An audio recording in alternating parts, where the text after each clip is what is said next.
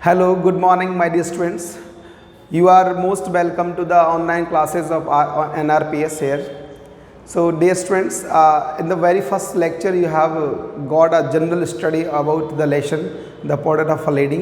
आपने जो पहला जो हमारा लेक्चर था उसमें एक जनरल आइडिया देखा, जनरलाइजेशन किया था मैंने आपको कि किस तरह से दादी माँ का और ऑथर का रिलेशनशिप आगे चलता है और क्या थॉट है उसके अंदर.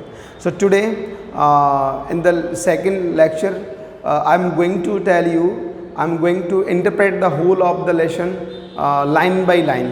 Okay, तो पूरा जो चैप्टर है वो आपको लाइन बाय लाइन समझाने जा रहा हूँ मैं आज. तो आप बुक्स अपने साथ रख सकते हो और उसकी लाइन समझ सकते हो, डिफ़िकल्ट वर्ड्स देख सकते हो. तो सबसे पहले तो मैं आपको बताऊंगा डिफ़िकल्ट वर्ड्स क्या हैं इसके. ओके, टेक्सुअल इंटरप्रिटेशन करने से पहले डिफ़िकल्ट वर्ड्स पर हम आते हैं.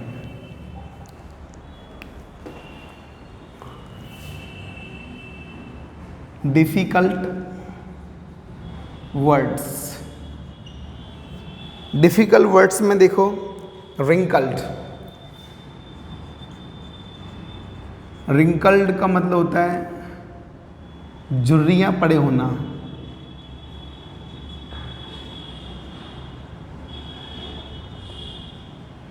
ओके, दूसरा है revolting. Revolting, revolting means unbelievable, अविश्वसनीय, मतलब अब विश्वास नहीं करोगे, अविश्वसनीय.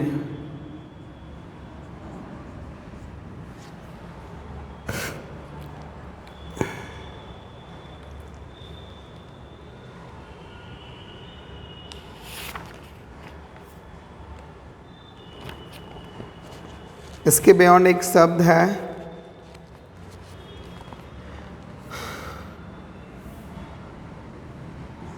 सेरेनिटी. सेरेनिटी का मतलब वाइटनेस, श्वेतता, सफेदी बिल्कुल ना. इसके बियॉन्ड है स्पॉटलेस. स्पॉटलेस यानी क्लियर, यानी स्वच्छ,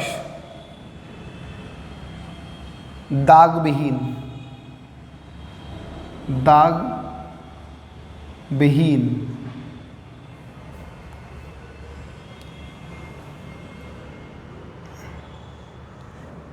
स्टूप, स्टूप का मतलब बेंट, झुकी हुई. इसके बाद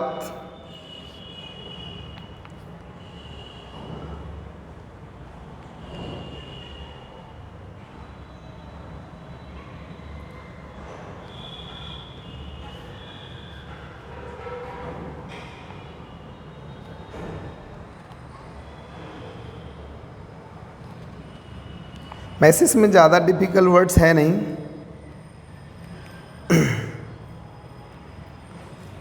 एसोसिएशंस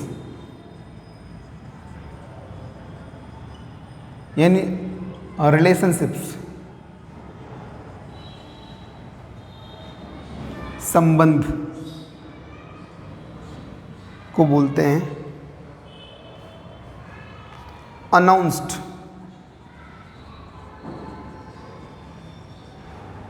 यानी डिक्लेयर्ड, कहना, बोलना, घोषणा करना, घोषणा करना. और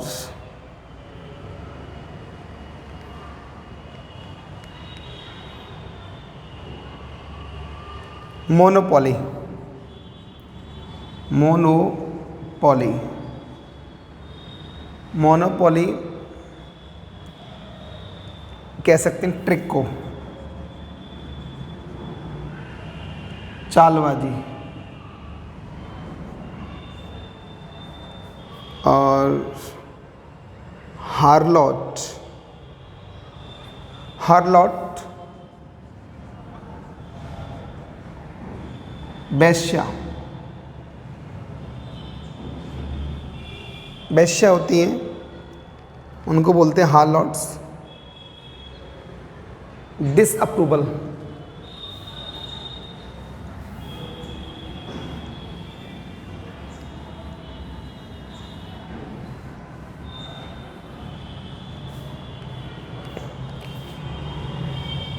डिसअप्रूवल,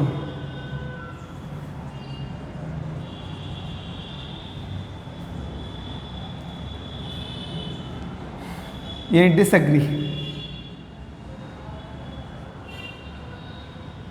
असहमति, किसी चीज से एग्री नहीं होना।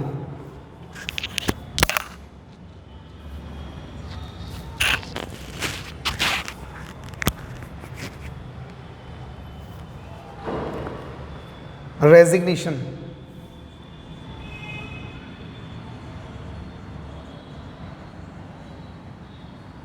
त्याग,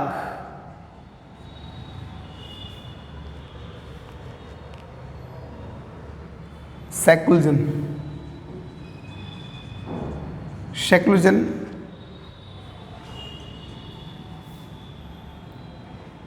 isolation,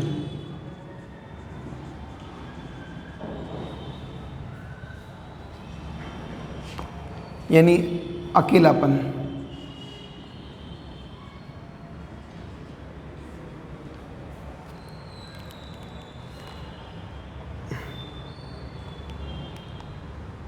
veritable,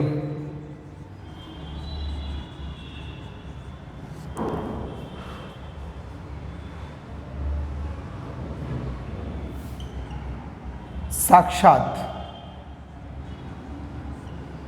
visible,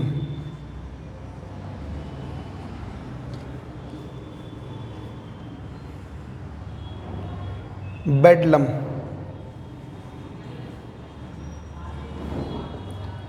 great noise,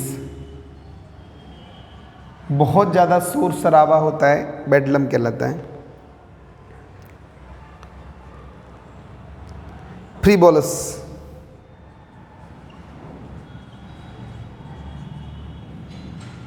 little, कम या थोड़ी बहुत। फ्रीबोलस, माइल्ड, आप इसे माइल्ड भी कह सकते हो, हल्की सी, लाइट।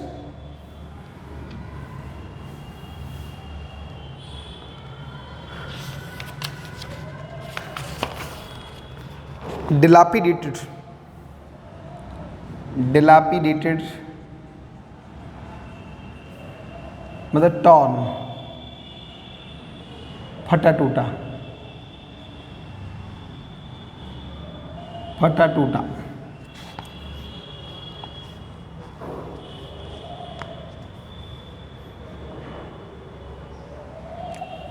क्रूड स्ट्रेचर,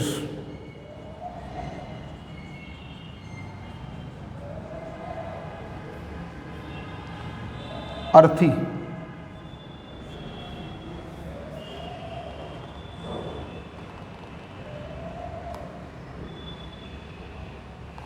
तो ये थे इसके difficult words. Okay,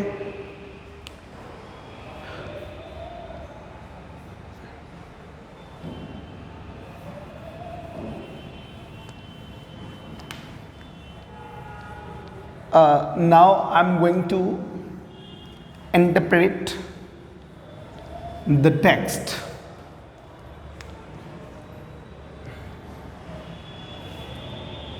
My grandmother ...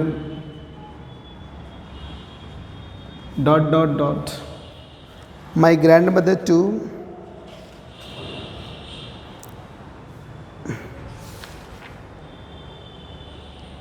peace and contentment. Peace and contentment. मैं I'm going to divide whole of the chapter into some parts like this one. My grandmother and peace and contentment. These are the two paragraphs. ये दो paragraph हैं जो मैं आपको बता रहा हूँ.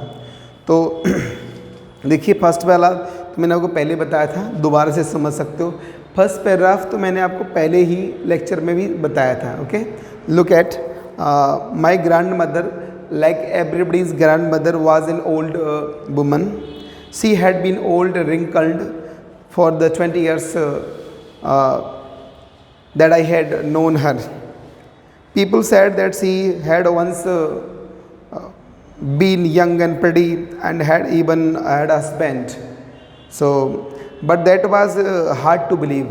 यानी लोग कहते थे कि वो यंग थी, but it was unbelievable. उस विश्वास नहीं होता था. Because my grandfather spotted hung above the mantelpiece in the drawing room. So drawing room में उसके दादाजी की तस्वीर लटकी हुई थी. And he looked like a saint. वो साधु जैसे दिखते थे. तो ऐसा नहीं लगता था कि उसके दादाजी ने कोई शादी की होगी. तो जब शादी नहीं की होगी तो दादी जी कहाँ से होंगी. तो इसलिए उसे विश्वास नहीं होता था. Okay, his long white beard covered the best part of his chest. तो लंबी सफ़ेद दाढ़ी थी उसकी, बिग टर्बन था, लूज फिटिंग क्लोथ्स थे, ढीले ढाले कपड़े, बिल्कुल साधु जैसे दिखते थे वो. Okay, and he at least looked at least 100 years old. मतलब 100 साल जैसे लगते थे. बहुत वृद्ध थे उसके दादाजी. And he did not look the sort of person who must have who would have a wife और चिल्ड्रन. तो उसके दादाजी ऐसे नहीं लगते थे कि उसकी कोई पत्नी होगी या बच्चे होंगे. And he looked as if he could only have lots and lots of grandchildren. तो वो ऐसे दिखते थे मानो उनकी बहुत सारे बच्चे हों. दादाजी ऐसे लगते थे कि वो एक साधु कुल मिलाकर के थॉट ये है. Okay, and as for my grandmother being young and pretty, तो the thought was almost revolting. जहाँ तक सवाल उठता है कि दादी माँ कैसी थी, तो इट वाज अनबिलीवेबल कि वो यंग रही होंगी और प्रेटी रही होंगी. Right, she often told us of the stories and games she used to play as a child. तो दादी माँ जब बच्ची थी तो बचपन में कैसे गेम खेलती थी, उन गेम्स के बारे में भी वो लेखक को बताती थी. Okay, that seemed absurd. वो बेतुका लगता था. एब्सर्ड का मतलब होता है बेतुका. ऐसा लगता नहीं था कि दादी माँ कोई गेम खेलती होगी. And undignified on her part and be treated it like the fables of the prophets he used to tell us. तो दादी माँ उसकी जो बातें थी उनको कहानियों की तरह, दादी माँ की बातें लेखक को कहानियों की तरह लगती थी. दादी माँ जो थी, जो भी बातें बताती थी अपनी लाइफ के बारे में, तो that was almost unbelievable for the author. लेखक के लिए वो विश्वसनीय नहीं था. लेखक को लगता नहीं था कि वो बात सच होंगी. ओके, लेकिन अब वो बता रहा है कि चलो ठीक है, वो हो सकता है she might not look beautiful, but वो अंदर से बहुत अच्छी थी. ये बताता है वो. She had always been short and fat and slightly bent. तो दादी माँ जो थी वो, उसका जो हाइट था वो शॉर्ट था एंड उसकी हाइट कम थी और थोड़ा फैट थी, वो मोटी थी एंड थोड़ा स्टूप थी, वो थोड़ी झुकी हुई थी. Her face was a criss cross of wrinkles running from everywhere to everywhere. यानी दादी माँ की जो चेहरे पर झुर्रियाँ थी वो इधर से उधर ढेर सारी झुर्रियाँ थी दादी माँ के चेहरे पर. Okay, no, we were certain that she had always been as we had heard known her. तो वो ठीक है, ये बात सही है, जैसा उसके बारे में सुना वो वैसी थी. Okay, so terribly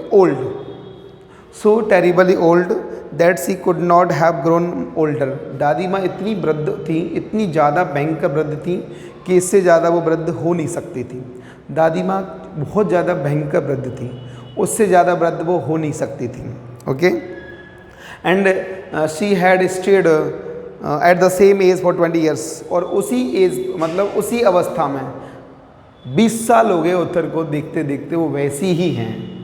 she was the same and she could never have been pretty but she was always beautiful. वो कह रहा है कि हो सकता है वो फिजिकली ब्यूटीफुल ना हो, प्रेटी ना हो, लेकिन वो अंदर से उसका जो हार्ट था वो बहुत ही कैसा था, ब्यूटीफुल था, वो बहुत अच्छी महिला थी। She hovered about the house in the spotless white with one hand resting on the on her waist to balance her stoop and उसका एक हाथ वो दादी माँ अपनी कमर पर रखती थी अपना बैलेंस बनाने के लिए, ओके, कि वो गिर ना जाए। And other telling the beds of her rosary, और दूसरा वो अपनी माला फेरने में बिजी रखती थी। तो वो आप देखो इस तरह की पोजीशन थी दादी माँ की। और हर सिल्वर लॉक्स वर स्केटर्ड अनटिडली ओवर हर पेल पिकर्ड फेस, उसके बाल थे वो बिखरे रहते थे उसके चेहरे पर। पेल पिकर्ड फेस क्यों बोला है, क्योंकि कमज़ोर चेहरा था, okay. Her lips constantly moved in inaudible prayer, उसके जो होठ थे वो कॉन्स्टेंटली मूव करते थे, मतलब हिलते रहते। इनऑडिबल प्रेयर एक टर्म रह गया इसमें, inaudible prayer, that the prayer that can not be heard, यानी वो प्रार्थना जैसे सुना ना जा सके, मन ही मन में, इंटरनली। और एक टर्म और था कॉन्स्टेंटली। कॉन्स्टेंटली का मतलब होता है कॉन्टिन्यूसली, लगातार। तो उसके होठ थे वो लगातार मूव करते रहते थे, प्रार्थना में बिजी रहते थे, okay. Yes she was beautiful, उसने कहा हाँ वो वृद्ध थी, वो ब्यूटीफुल थी, सुंदर थी। She was like the winter landscape in the mountains, मतलब उसकी बॉडी बिल्कुल ऐसी थी जैसे सर्दियों में जो लैंडस्केप होता है माउंटेन्स का। And you have seen in the movies, in the television that the mountains look white with ice when it is winter season. जब मौसम सर्दियों का होता है तो पूरा जो हिमालय पर्वत है वो कैसा लगता है, वाइट दिखता है। तो वैसी ही थी वो, an expanse of white serenity, एक श्वेत स्वच्छता, क्लैरिटी, बिल्कुल सफ़ेद दिखती थी वो। ब्रीदिंग पीस एंड कंटेंटमेंट, और दादी माँ जो है कंटेंटमेंट की सांस ले रही थी। Contentment, contentment means satisfied, satisfied, संतुष्ट।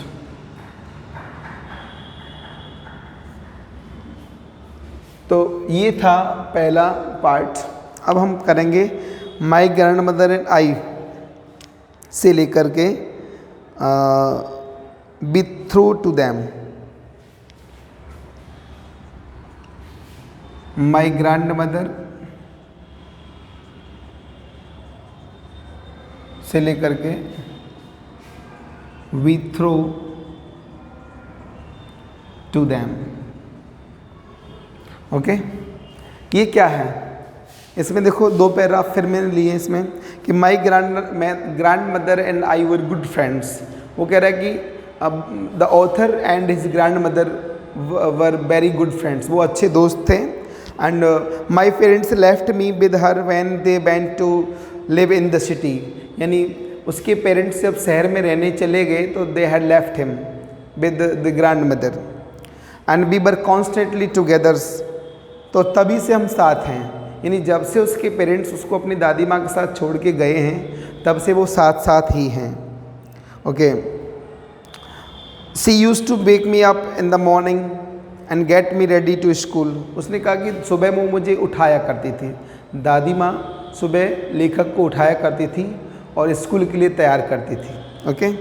She said her morning prayer in a monotonous singsong while she bathed and dressed me, यानी जब वो मुझे नहलाती धुलाती थी तो वो अपना गाना गाती थी, एक प्रार्थना करती थी, गाना गाती थी, ओके। उसका इंटेंशन क्या था, in the hope that I would listen, इस उम्मीद में कि मैं सुनूंगा। दादी माँ जब ऑथर को when she made the author ready to school she used to sing a prayer, she hoped that the author would listen. उसे लगता था कि कहीं ना कहीं लेखक सुनेगा, बट ऑथर ने कहा कि I listened because I liked her voice and I have never bothered to understand it. उसने कहा कि मैं सुनता तो था, दादी माँ क्या गा रही है उसको सुनता था, पर समझने की कभी मैंने कोशिश नहीं की। Okay, then she would fetch my wooden slate which she had already washed. फिर वो लकड़ी की स्लेट लाती थी, पहले से साफ कर देती थी उसको, and plastered with yellow chalk, a tiny earthen ink pot and a red pen. इन सभी को वो रख के देती थी। Tie them all in a bundle and hand it to me, यानी सारी चीज़ें वो उसको थमा देती थी। After breakfast of thick stale chapati be with a little butter and sugar spread on it, we went to school। यानी the author's grandmother used to give the author breakfast of the steel chapatis, यानी बासी रोटियों का उसको नाश्ता कराती थी वो। Okay, she carried several chapatis with her for the blaze dogs, और दादी माँ कुत्तों के लिए भी चपाती ले जाती थी। My grandmother always went to school with me because the school was attached to temple। उसने कहा कि दादी माँ हमेशा उसके साथ इसलिए जाती थी क्योंकि स्कूल जो था वो मंदिर से जुड़ा हुआ था। Okay, the priest taught us the alphabet and the morning prayer, यानी जो वहाँ का पुजारी था मंदिर का वही उनको पढ़ाता था, वही प्रार्थना कराता था। While the children sat in the two rows on either side, यानी बरामदे में बच्चे बैठते थे दोनों तरफ। So singing the alphabet और प्रेरणा कोरस, बच्चे मिल करके उस अल्फ़ाबेट को गाते थे, कोरस। एक सेकंड, कोरस का मतलब होता है टुगेदर, ऑल टुगेदर, यानी एक साथ गाना गाते, एक साथ प्रार्थना बोलते थे वो, right. My grandmother set inside reading the scriptures, और दादी माँ अंदर बैठती थी, वो किताबें पढ़ती थी, रामायण महाभारत, जो स्क्रिप्चर्स होते हैं धार्मिक ग्रंथों को कहते हैं, right. Okay, when we had both finished we would walk back together and this time the blaze dog would meet us at the temple gate and door, and they followed us to our home, growling and fighting with each other for the chapatis we threw to them।